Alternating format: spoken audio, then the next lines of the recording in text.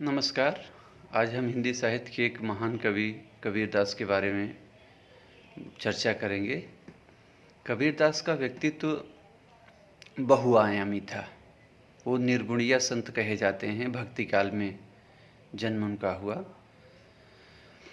लेकिन उनके बहुआयामी व्यक्तित्व में से जो उनका सामाजिक व्यक्तित्व है, समाज सुधारक का उनका जो व्यक्तित्व है, उसके बारे में हम आज बात करेंगे।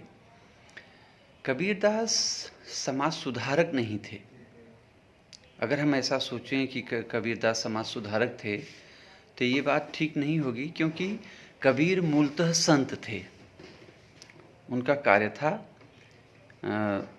व्यक्ति को अपनी आत्मा के बारे में, अपने जीवन के सच के बारे में बताना तथा कैसे वह जन्म मरण के चक्र से मुक्त होगा, इस विषय में उसे आगाह करना।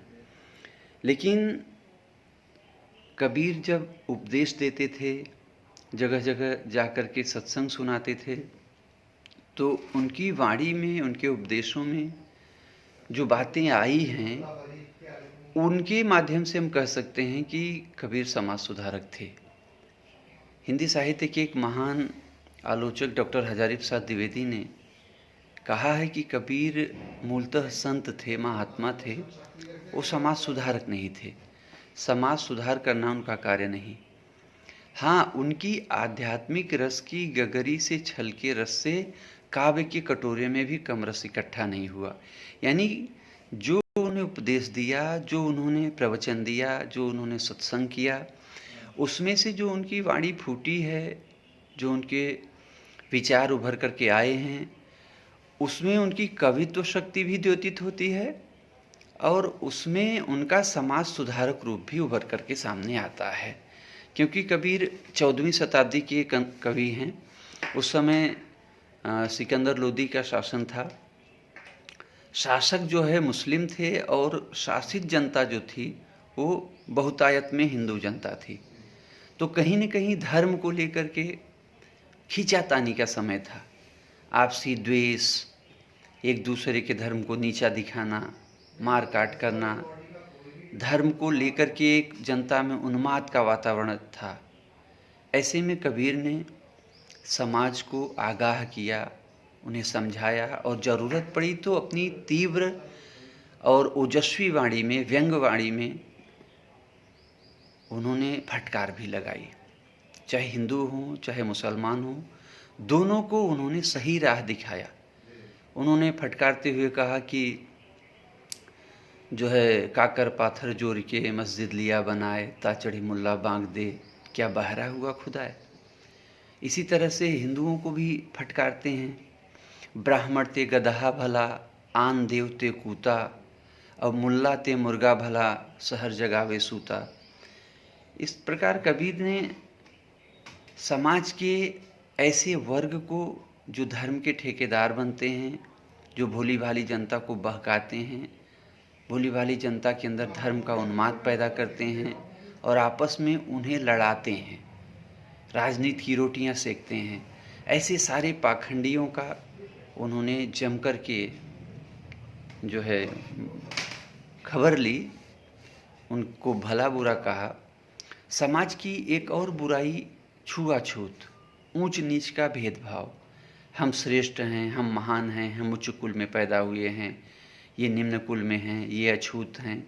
ये जो अस्पृश्यता का जहर पूरे वातावरण में, पूरे समाज में फैला हुआ था, इसके खिलाफ भी कबीर ने जम करके आवाज़ लगाई, इसका भी विरोध किया जम करके।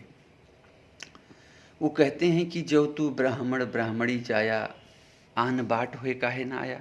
अगर तुम ब्राह्मण हो, ऐसा मानते हो, तो तुम्हारे धरती पे आने का जो तरीका है वो कुछ और होना चाहिए था। जब सबकी ज़रूरतें एक हैं, जब सबकी भूख प्यास, आशा आकांक्षा सब एक है, तो हम क्यों भेदभाव करते हैं? क्यों किसी को हम छोटा और किसी को बड़ा बताते हैं? क्यों कोई पूजनीय है समाज में और कोई अछूत है? तो इस तरह से कबीर ने इन बातों का भी खुल कर के विरोध किया और समझाया कि एक खून एक ही मलमूत्र, एक चाम एक गूदा, एक ज्योति थे सब उत्पन्ना, को बाभन को सुदा।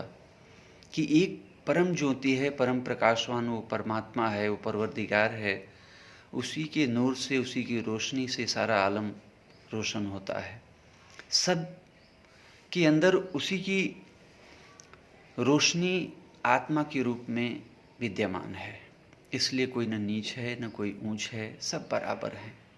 मानवीयता का उन्होंने समर्थन किया और मानवीयता के विरोध में जाने वाले हर राहगीर को उन्होंने टोका, उसे उन्होंने दुत्कारा, उसे उन्होंने भला बुरा कहा।